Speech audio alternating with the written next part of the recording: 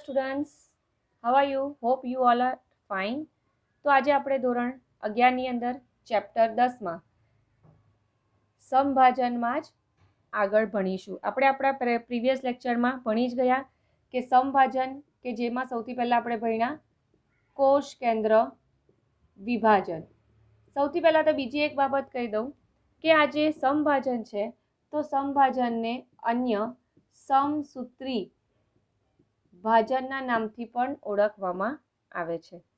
તો સમસૂત્રી ભાજનના નામથી ઓળખવામાં આવે તો તમને એક્ઝામમાં એ રીતના પણ ક્વેશ્ચન પૂછાઈ શકે છે કે સમસૂત્રી ભાજન વિશે વર્ણન કરો. તો તમારે શું લખવાનું રહેશે? એમાં સૌથી પહેલાં કોષ કેન્દ્ર વિભાજન કે જેના 4 તબક્કા. હવે સમભાજન છે તો સમભાજનના મુખ્ય 4 તબક્કાઓ છે. યાદ રાખજો, સમભાજન છે તો સમભાજનના મુખ્ય 4 તબક્કા છે. સૌથી પહેલો તબક્કો પૂર્વાવસ્થા, ત્યારબાદ બીજો તબક્કો ભાજનાવસ્થા, ત્યારબાદ ત્રીજો તબક્કો ભાજનોત્તરાવસ્થા અને ચોથો તબક્કો જે છે તે અંત્યાવસ્થા કે જેમાં તમારી ચોપડીમાં લખેલું છે ચોથા તબક્કાનું નામ ભાજનાંતિમ અવસ્થા. ઓકે, ચોથા તબક્કાનું નામ તમારા ચોપડીમાં લખેલું છે શું? ભાજનાંતિમ અવસ્થા. તો જ્યારે પણ કોષ ભાજનાંતિમ અવસ્થામાં આવે અને ભાજનાંતિમ અવસ્થા પૂર્ણ થાય તો શું થાય કે એમાં ફાઇનલી એક કોષની અંદર 2 કોષ કેન્દ્રનું નિર્માણ થઈ ચૂકેલું હોય છે. એટલે કે 2 બાળ કોષ કેન્દ્ર. શબ્દ સાંભળજો, શું થાય છે? આ જે છે તે 2 બાળ કોષ કેન્દ્રનું નિર્માણ થઈ ચૂકેલું હોય છે, એની વહેંચણી થઈ ચૂકેલી હોય છે વિરુદ્ધ ધ્રુવ તરફ, બરાબર. પરંતુ અહીંયા પ્રક્રિયા સમભાજનની પૂર્ણ નથી થતી. કેમ? અહીંયા કેમ પૂર્ણ નથી થતું? એનું કારણ એ છે કે કોષ કેન્દ્ર જ અહીંયા બેવડાયા છે. હજુ 2 કોષ સ્વતંત્ર બન્યા નથી. આ પ્રક્રિયા ત્યારે જ પૂર્ણ થાય કે જ્યારે હવે કોષ રસ વિભાજનની પ્રક્રિયામાં પ્રવેશે. અને કોષ રસ વિભાજન દ્વારા આ બીજી પ્રક્રિયા છે કે જેના દ્વારા શું થાય છે? આવી રીતે ફાઇનલી 2 સ્વતંત્ર બાળકોષોનું નિર્માણ થાય છે. અહીંયા શું છે? એક જ કોષની અંદર 2 કોષ કેન્દ્ર આવેલા છે. તો હવે આ 2 કોષ કેન્દ્ર શું થશે? કોષરસ વિભાજન દ્વારા સેપરેટ થઈને સ્વતંત્ર 2 બાળકોષમાં વિભાજન પામે છે. ઓકે, તો હવે આજે આપણે કોષરસ વિભાજન વિશે અભ્યાસ કરીશું. કોષરસ વિભાજન. કોષરસ વિભાજન જે છે તેને શું કહેવામાં આવે છે? સાઇટોકાઇનેસિસ કહેવામાં આવે છે. જો બાળકો એક વસ્તુ ધ્યાનમાં રાખજો, તમને એક્ઝામમાં એવું પૂછાય કે સમભાજન વિશે માહિતી આપો, એના તબક્કાઓ વિશે માહિતી આપો, તો તમારે પૂર્વાવસ્થા, ભાજનાવસ્થા, ભાજનાંતિમ અવસ્થા અને ભાજનોત્તર, આ જે 4 અવસ્થા આપણે પ્રીવિયસ લેક્ચરમાં ભણેલા ને તેના વિશે લખવાનું. અને તમે એવું પૂછાય કે સમભાજનની પ્રક્રિયા થયા બાદ કોષરસ વિભાજનની પ્રક્રિયા વિશે વર્ણન કરો. તો આજે આપણે જે લેક્ચરમાં ભણીએ છીએ તે લખવાનું રહેશે. ઓકે, તો શું થાય છે? તો વિદ્યાર્થી મિત્રો હવે ભણીએ કોષરસ વિભાજન કે જેને સાઇટોકાઇનેસિસ કહેવામાં આવે છે, કે જેમાં શું થાય છે કે દ્વિગુણન પામેલા રંગસૂત્રની બાળકોષ કેન્દ્રમાં વહેંચણી દ્વારા સમભાજનની પ્રક્રિયા પૂર્ણ થતી નથી. એટલે કે જ્યારે આંતરાવસ્થા દરમિયાન જે રંગસૂત્ર બેવડાયા હતા તો શું થાય છે કે જ્યારે એ બેવડાયેલા જે રંગસૂત્ર જે છે તે હવે શેમાં પ્રવેશે છે? સમભાજનની પ્રક્રિયામાં પ્રવેશે છે. એટલે કે એમ તબક્કામાં પ્રવેશે છે. ઓકે, એટલે કે ફરીથી કહું છું કે આંતરાવસ્થામાં જે એસ તબક્કો છે તેમાં શું થાય છે, ડીએનએ બેવડાય છે, બેવડાય એટલે ડબલ થાય છે.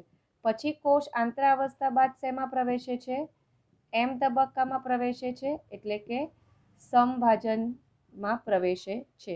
તો સમભાજનમાં પ્રવેશે એટલે શું થાય કે સમભાજનમાં પ્રવેશે એટલે કે બે બાળકોષ કેન્દ્રમાં એ રંગસૂત્રની વહેંચણી થયેલી છે.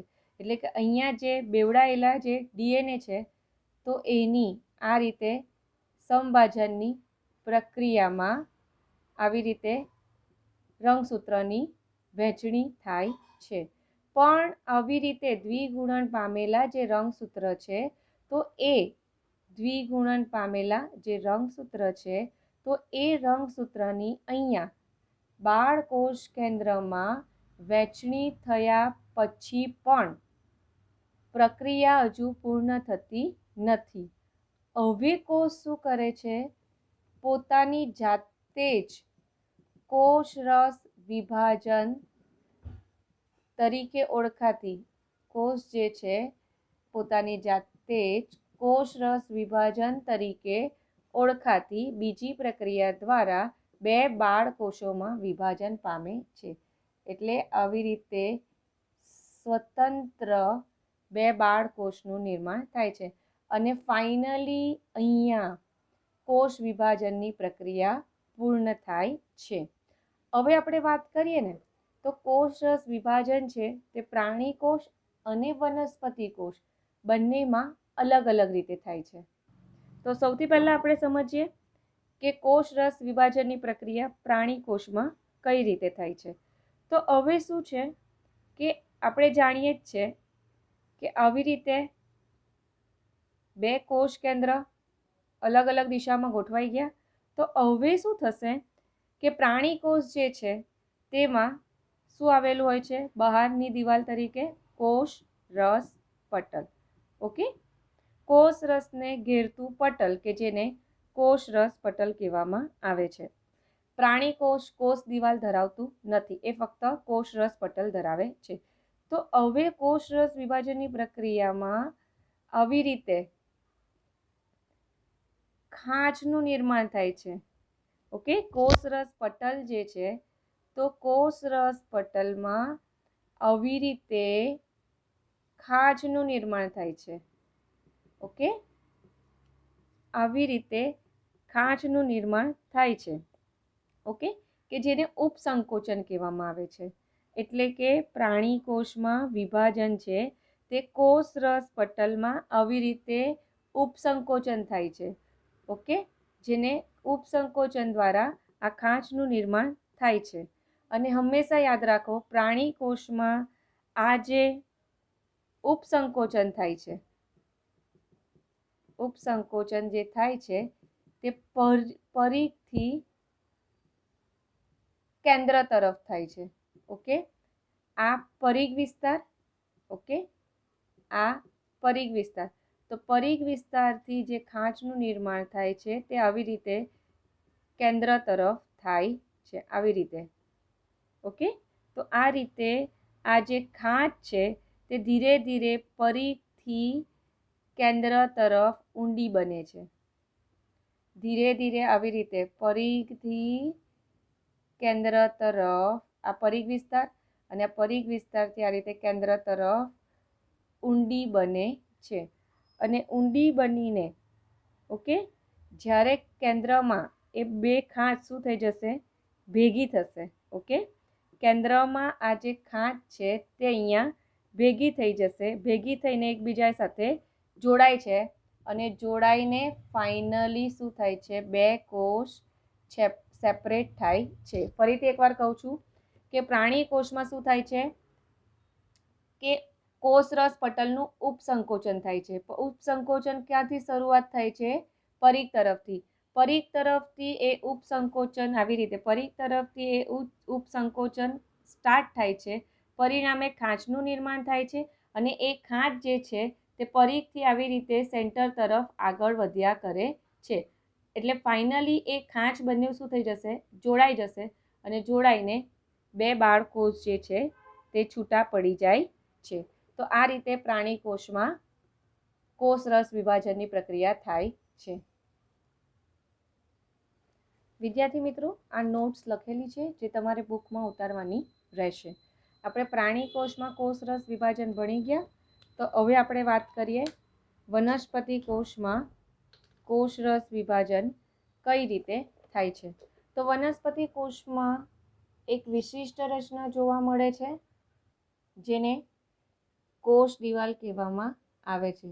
હવે વનસ્પતિ કોષ જે છે તો એમાં કોષ દિવાલ આવેલી હોય છે.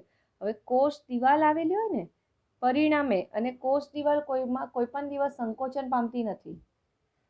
આજે વનસ્પતિ કોષ છે તો વનસ્પતિ કોષની ફરતે આ કોષ દિવાલ આવેલી હોય છે.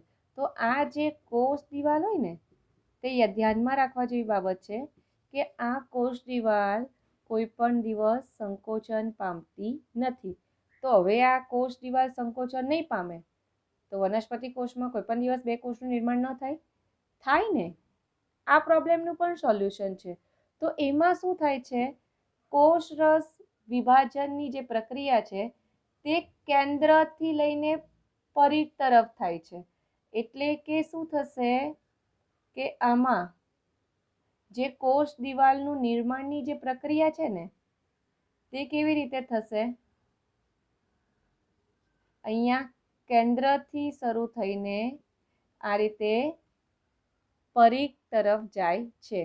અને પરિઘ તરફ જઈને આ જે સાઈડ પર આવેલી પાર્શ્વ એટલે કે અહીંયા સાઈડ પર આવેલી આ જે કોષ દિવાલ છે એની સાથે જોડાઈ જાય છે. તો આ રીતે નવી કોષ દિવાલનું નિર્માણ થાય છે. શું થશે એને થોડું આપણે જોઈએ. તો આ રીતે કેન્દ્રથી આવી રીતે પરિઘ તરફ,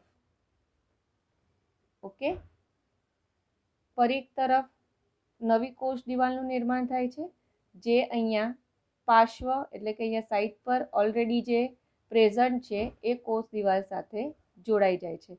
હવે ધીરે ધીરે શું થાય છે કે જે નવી કોષ દિવાલનું નિર્માણ થયેલી છે તો એમાં સાધારણ પૂર્વગામી રચનાથી પ્રારંભ થાય છે.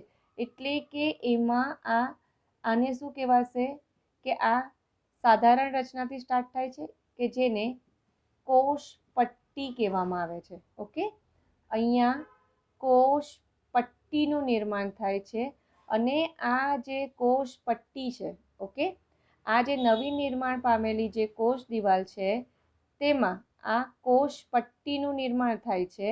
અને આ જે કોષ પટ્ટી જે છે તે હવે મધ્ય પટલમાં ફેરવાઈ જાય છે.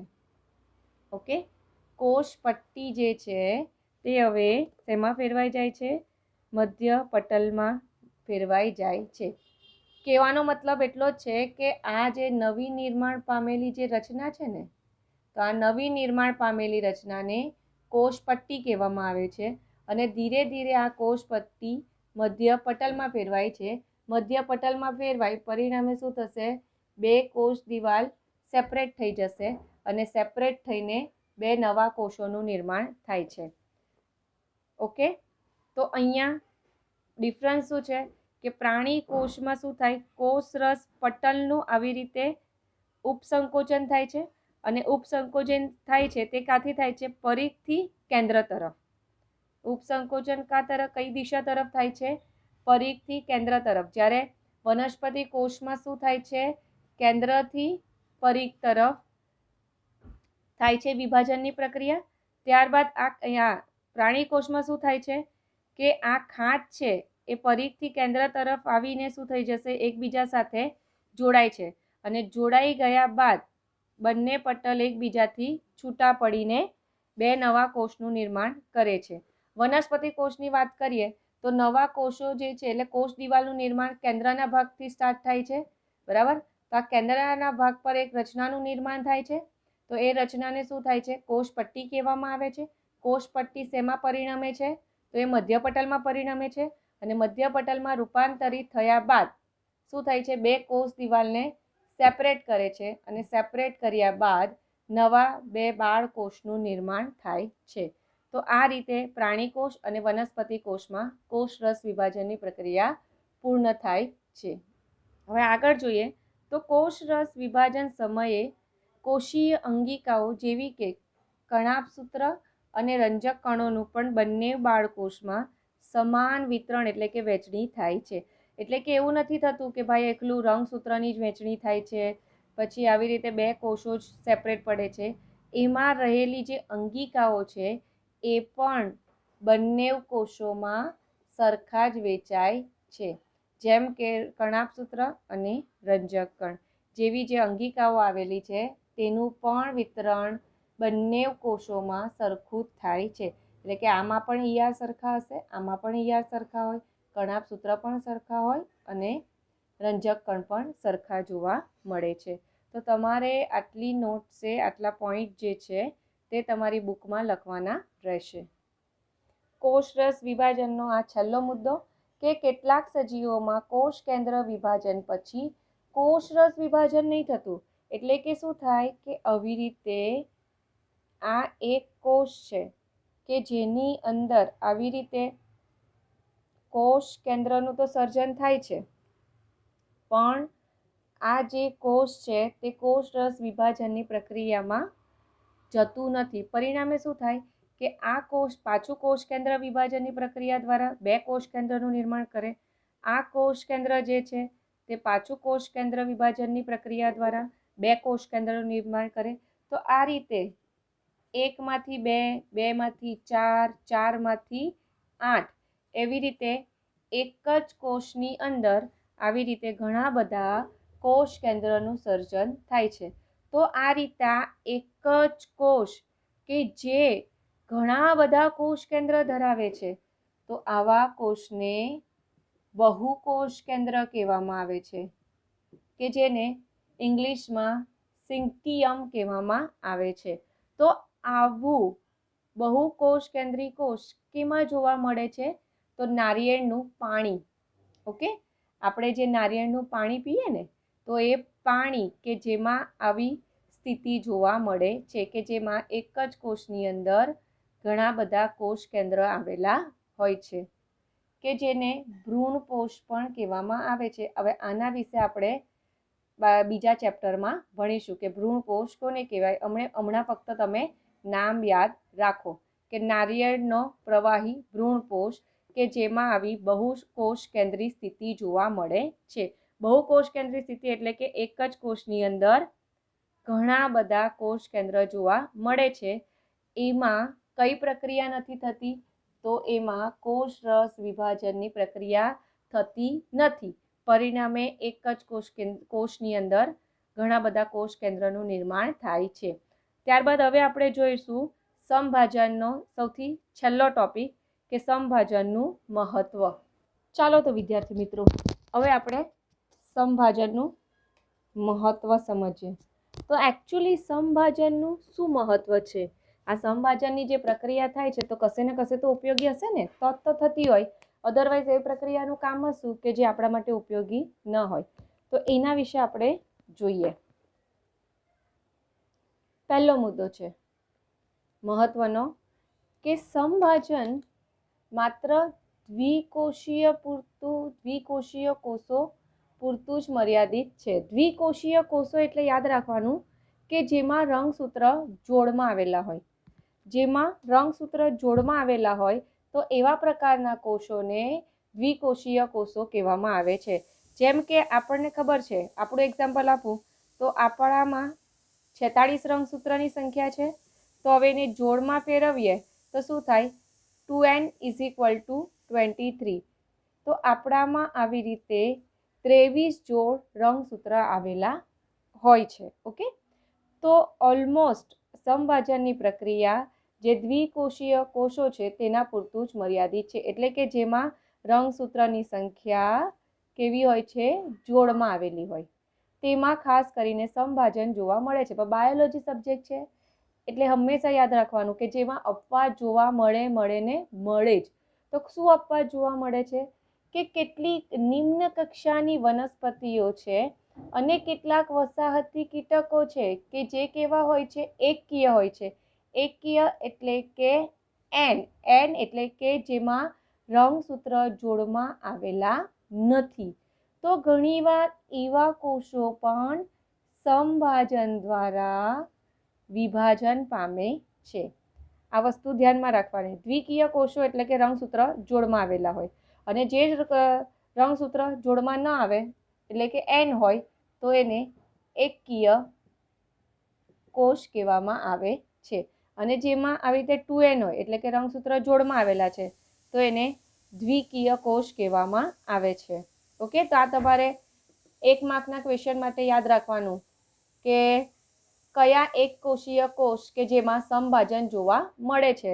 તો નિમ્ન કક્ષાની વનસ્પતિ અને વસાહતી કીટકો કે જેમાં સમભાજન જોવા મળે છે. બાકી તો ઓલમોસ્ટ દ્વિકીય કોષો જેમ કે આપણે છે, પ્રાણીઓ છે, ઉચ્ચ કક્ષાની વનસ્પતિ એટલે કે આવૃત બીજધારી વનસ્પતિ છે, અનાવૃત બીજધારી વનસ્પતિ છે, તો એ બધામાં શું જોવા, પક્ષી છે, તો એમાં સમભાજનની પ્રક્રિયા જોવા મળે છે. હવે સમભાજન દ્વારા નિર્માણ પામેલા દ્વિકીય બાળકોષોમાં સમાન આનુવંશિક દ્રવ્ય હોય છે. કહેવાનો મતલબ એવો છે કે જે માતૃકોષ છે, આ લાઈન છે તેનો કહેવાનો મતલબ એવો છે કે આપણે શરૂઆતમાં જ જોઈ ગયા કે માતૃકોષ છે કે જેમાં રંગસૂત્રની સંખ્યા 46 છે. તો સમભાજનની પ્રક્રિયા દ્વારા જે બે નવા બાળકોષનું નિર્માણ થાય છે તો એ બંને બાળકોષમાં પણ 46 રંગસૂત્ર જોવા મળે છે. તો સમભાજનથી નિર્માણ પામેલા જે નવા બે બાળકોષ છે તેમાં પણ રંગસૂત્રની સંખ્યા 46 જળવાઈ રહે છે. હવે બહુકોષીય સજીવોની વૃદ્ધિ સમભાજન દ્વારા થાય છે. બહુકોષીય સજીવો એટલે કે પક્ષી કહીએ, પ્રાણીઓ કહીએ કે આપણા જેવા સસ્તન કહીએ કે જેમાં આપણી જે હાઇટ વધે છે, ઘેરાવો વધે છે, તો એ કયા કારણોસર વધે છે? તો એ સમભાજનની ક્રિયા દ્વારા વધે છે. કે કોષો શું કરે છે? 1માંથી 2, 2માંથી 4, 4માંથી 8, 8માંથી 16 આવી રીતે સતત જ વિભાજન પામ્યા કરે છે, જેના પરિણામ સ્વરૂપ શું થાય છે? સજીવોની વૃદ્ધિ થાય છે. વૃદ્ધિ એટલે કે સજીવોની હાઇટ વધે છે અને પહોળાઈ વધે છે. અને બીજો એક મહત્વનો ફાળો એ છે કે સમારકામમાં બહુ ઉપયોગી છે. સમારકામમાં ઉપયોગી એટલે શું કહેવાય કે સપોઝ ધારો કે આપણને કશે વાગ્યું તો અહીંયાની ચામડી શું થાય છે? નીકળી જાય છે. તો એના જે નીકળી ગયેલી ચામડી છે તો એના સ્થાને નવી ચામડીનું નિર્માણ થાય છે. તો એ નવી ચામડીનું નિર્માણ સમભાજન દ્વારા થાય છે. ક્યાં તો ઘણીવાર શું થાય, આપણે પાણીપુરી ખાઈએ તો આપણી જે અન્નનળી છે તેમાં ઘસારો લાગે છે. તો એ ઘસારાના સ્થાને નવી જે ચામડી બને છે, નવા કોષોનું જે નિર્માણ થાય છે, તો એ સમભાજનની ક્રિયા દ્વારા થાય છે. ત્યારબાદ જે રુધિર કોષો છે, તો આ રુધિર કોષો આપણા શરીરમાં બહુ જરૂરી એવા કોષો છે કે જે ભક્ષક માટે જરૂરી હોય, ઓક્સિજન અને CO2ના વહન માટે જરૂરી છે. તો એવા જે રુધિરમાં આવેલા જે કોષો છે તો એના નિર્માણ માટે પણ સમભાજન બહુ જરૂરી છે. એટલે કે સમભાજનનો સૌથી મહત્વનો ફાળો શેમાં છે? રિપેરમાં. ઓકે, તો ખાસ કરીને જ્યાં વધારે ઘસારો લાગે ને, જેમ કે ચામડીને વધારે ઘસારો લાગે, જેમ કે અધિછદીની બહારનું પડ, એટલે અધિછદી એટલે કે આ સૌથી બહારની તરફ આવેલું પડ, ત્યાર બહારનું અન્નમાર્ગના કોષો. ઓકે, અધિછદનું બહારનું પડ, અન્નમાર્ગના કોષો અને રુધિરના કોષોનું સતત નિર્માણ સમભાજન દ્વારા થાય છે.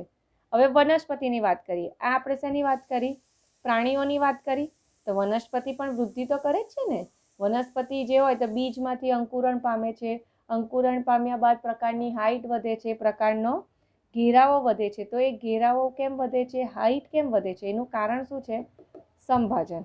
ઓકે, તો તમે આગલા ધોરણોમાં ભણી જ ગયેલા છે કે આવી રીતે વર્ધનશીલ પેશી આવેલી છે. જો અગ્રસ્ત અને પાર્શ્વસ્થ એધા જેવી વર્ધનશીલ પેશીઓમાં સમભાજન દ્વારા વનસ્પતિમાં જીવન પર્યંત વૃદ્ધિ થયા કરે છે. તો અહીંયા આગળ તરફ જે આવેલી વર્ધનશીલ પેશી હોય, ઓકે, તો એને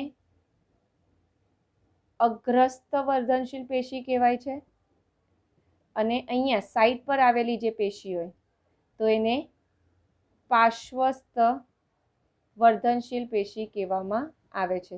તો આ જે અગ્રીય વર્ધનશીલ પેશી છે તે શું કરે છે? વનસ્પતિની લંબાઈમાં વધારો કરે છે. ઓકે, જ્યારે પાર્શ્વસ્થ વર્ધનશીલ પેશી જે હોય તે વનસ્પતિના ઘેરાવામાં વધારો કરે, એટલે કે વનસ્પતિની આવી રીતે પહોળાઈ વધારે છે. ઓકે, તો આ બે મુખ્ય વર્ધનશીલ પેશીનું આ કામ છે. તો એમાં શું થાય છે કે લંબાઈમાં વધારો કઈ રીતે થશે? તો એમાં આવેલા જે આ એધાના કોષો, ઓકે, એધા વિશે આપણે જે વનસ્પતિ સેકન્ડ યુનિટ છે તેમાં ભણીશું. તો આ એધા શું થાય છે? એધાના કોષો સક્રિય થાય છે.